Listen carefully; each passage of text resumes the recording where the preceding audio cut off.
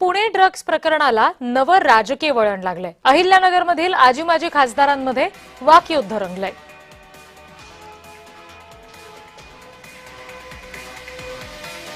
Pune drugs प्रकरणामध्ये आता राजकीय वळण लागलेलं पाहायला मिळतंय। हे प्रकरण नेमकं काय आहे बघतोय आपण। शिरूरच्या कुरुंद गावातून 10 किलो वजनाचे ड्रग्ज जप्त करण्यात आले। पोलिसांनी 20 कोटींची एमडी ड्रग्ज तस्करी उघड केली। तस्करी प्रकरणामधील मुख्य सूत्रधार पोलीस दलामधला हवालदारच निघाला।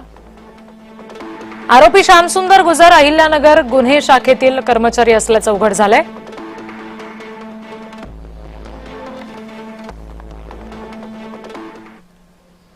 समाजापुढे एवढं मोठ्या 20 कोटीच्या ड्रग्सचं रॅकेट जेव्हा श्रीरामपूरमध्ये हे सगळे ड्रग्ज जप्त झाले तर या कॉन्स्टेबलनी त्या ठिकाणी 10 किलोचा रवा ठेवून 10 किलोचे ड्रग्ज बाहेर काढले। असे तर हुशार लोक आहेत आपले। आणि मग अशा प्रकारे जर पोलीस पारदर्शक काम करत आहे तर पोलिसांनी प्रेस घेऊन या सगळ्या गोष्टींचा खुलासा करणं अपेक्षित आहे। आणि आमची ठाम मागणी आहे की पोलिसांनी पोलिसाची भूमिका बजवावी।